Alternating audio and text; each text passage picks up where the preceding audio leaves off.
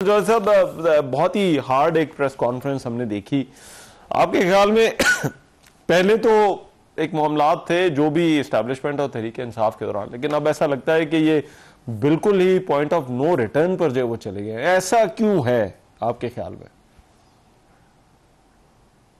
देखिए सर, उसकी वजूहत तो बिल्कुल सिंपल है कि जो हुकूमत है वो सियासी तौर पे नाकाम है। इंतहाई सपोर्ट के बावजूद अनप्रेसिडेंटेड जो है वो उनको सपोर्ट मिली है इस्टेब्लिशमेंट से, लेकिन फिर भी वो हर मामले के ऊपर नाकाम है। ना पॉलिटिकल नैरेटिव बना सकते हैं, ना इमरान खान साहब की पॉपुलैरिटी का कोई तोड़ निकाल सके हैं।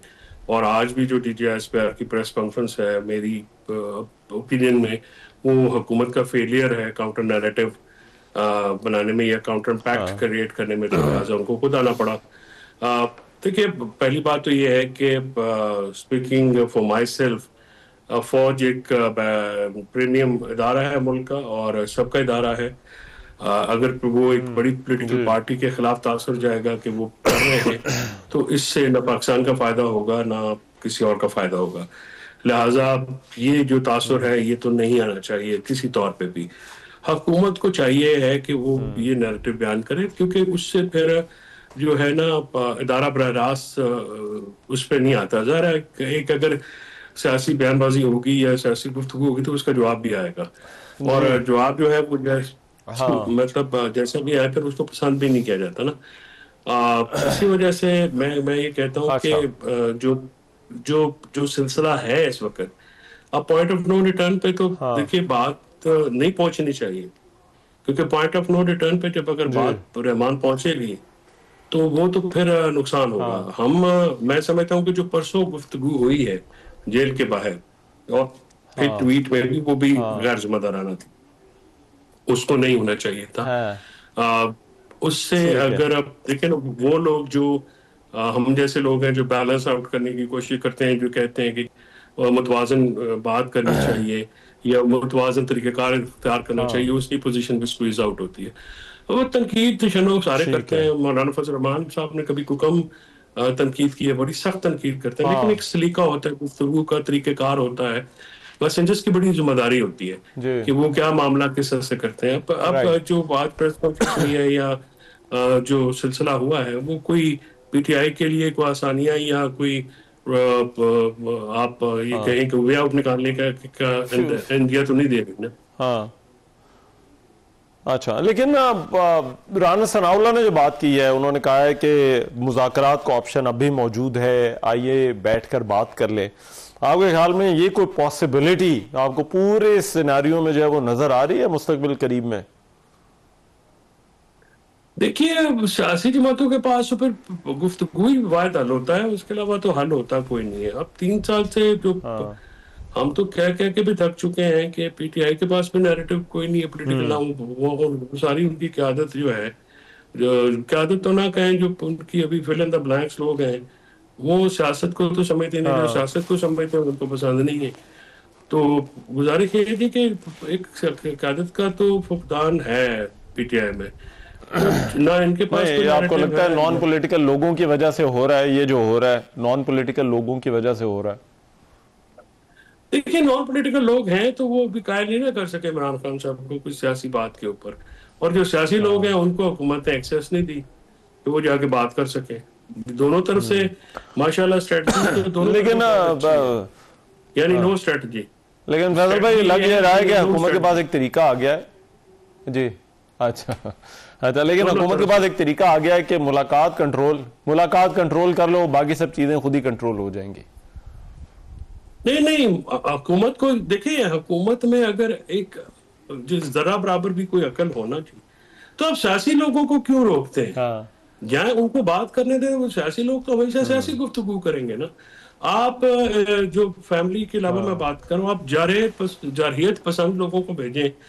तो जेल में बैठा हाँ, आदमी जो है वो दीवार पे बनी हुई तस्वीर को ही रियलिटी समझता है ना जी। देखिए, जो आप हम उनको बताएंगे जाके, ठीक है, अच्छा, आप उनकी एक्सेस ही ब्लॉक कर देते हैं जाके। आप जो लोग हैं जो कि उनके साथ बात भी कर सकते हैं, उनको कायल भी हाँ, कर सकते हैं, उनको तो मौका देते नहीं हैं आप मतलब जब भी हमेशा। तो इसका मतलब हाँ, है कि वहां पे भी लोग बैठे हैं जो टेम्परेचर को नीचे नहीं आने देते या आना देना नहीं चाहते। तो लेकिन इससे नुकसान ठीक है। तो रहमान पाकिस्तान का है ना, और इसमें मुल्क का नुकसान है, लेकिन देखिए ना, वो पार्टी जिस तरह से चलती है, अब वो जाहिर बात है फैमिली भी है एक तरफ, फिर पार्टी के भी लोग हैं, फिर पार्टी में भी दो तरह के लोग हैं, एक वो जो अभी आए हैं, एक वो जो पहले से मौजूद है। तो ऐसा लग रहा है पीटीआई के बहुत सारे हेड्स बन गए हैं और वो अपने अपने तौर पर जो है वो चीजों को जो है वो डील करते हैं। तो देखिए ना, ये नहीं होना चाहिए ना। जो मुंतखब लोग हैं, जो पार्लिमानी पार्टी है, अब उन्हें मैनेज को आप मीर जाफर मीर सादिक करा देते हैं, ये तो बड़ी ज्यादती की बात है। आदतबाजी है, थोड़ी कुर्बानी है, मस्ती खेल की थोड़ी कुर्बानी है, उमर न्याजी के साथ की थोड़ी कुर्बानियां हैं, या वो जो 3-4 लड़के और लड़कियां और गए हैं। अब क्या मतलब आप उनको मीर जाफर मीर सादिक आपने लफ्ज पकड़े में ना, आपको कोई किसी की इज्जत का ख्याल है, वो लोग हल्के वाले हैं। देखे ना, अगर हर बंदे की इज्जत होती है, आप तनख्वाह तो देते नहीं किसी को। मुझे ये नहीं समझ में आती कि ये जो इनके फेवरेट लोग हैं, वो क्या ऐसा काम करें जो पार्लिमानी कमेटी वाले नहीं कर रहे, या मुंतखब लोग नहीं कर रहे, या मुंतखब लोग वो क्या नहीं कर रहे जो ये कर रहे हैं।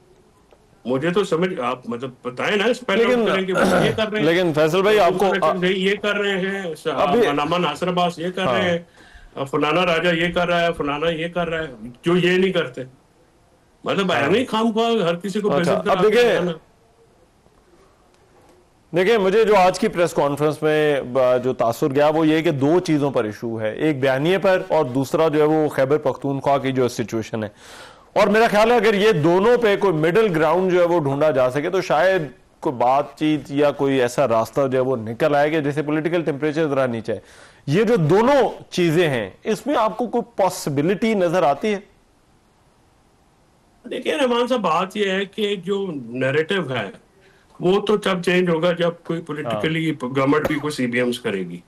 उसके मतलब आपको कोई बंदे छोड़ने पड़ेंगे। कोट लखपत के लोग चले अडयाला से शिफ्ट करें ना, कोट लखपत पे फोकस कर लें, वहां से लोगों को रिलीफ दें। जो नाजायज जिनको सजाएं मिली हुई है उनको आप करें। 34-35 हजार बंदा हमारा, एक तो वहां पे आप करें। दूसरा खैबर पख्तूनख्वा की जो सिचुएशन है, देखिए आप 24 नवंबर को होने वाली जिरगा को आप कैसे इग्नोर कर सकते हैं? वहां पे इवन नून लीग और पीपल्स पार्टी की जो जमातें हैं, यानी फैसल कुंडी ने और डॉक्टर बहादुल्लाह खान ने, और ये भी नहीं कि कुछ नुमाइंदों ने, मेन अपोजिशन जो है वो लीडर और फैसल करीम कुंडी, इन्होंने जेयूआई और पीटीआई जो सबसे बड़ी जमातें हैं, उसके अलावा एएनपी ने, और पार्लियामेंट के बाहर वो जमातें हैं या पार्लियामेंट के अंदर जमातें, सबने कहा जी ऑपरेशन नहीं चाहिए हमें। ठीक है जी, और वो बातचीत करें। अब बातचीत फिर जो जो जो ख्वारगी हैं उनके साथ नहीं, लेकिन उसमें फिर हुकूमत ये उनके साथ बुलाए, उनको कहे जी कि ये देखें हमने इजिप्ट में बात की है, हमने सऊदीया में बात की, हमने कतरीज के कहने पे बात की है, वो नहीं अपना उस पर किसी तरफ आते, लिहाजा आप और हमको मिलकर ये काम करना पड़ेगा। देखे ना, कॉम्प्रिहेंसिव बात तो ये है ना कि जो तमाम पॉलिटिकल पार्टीज हैं वो साथ मिले। आप अकेले तो नहीं कर सकते, अगर आप अकेले करेंगे तो उसका नुकसान होगा। हाँ बिल्कुल ठीक है, राइट। बहुत शुक्रिया फैसल चौधरी साहब हमारे साथ मौजूद, माहिर कानून बात कर रहे थे तहरीक इंसाफ से जुड़े हुए मामलात के ऊपर। आज जो प्रेस कॉन्फ्रेंस हुई बड़ी गैर मामूली प्रेस कॉन्फ्रेंस थी, बहुत सारी बातें थी आज प्रोग्राम में, उसके मुख्तलिफ हिस्सों पर जब हमने बात की। प्रोग्राम में भी एक ब्रेक शामिल कर रहा हूँ, वापस आ रहे हैं इस ब्रेक के बाद।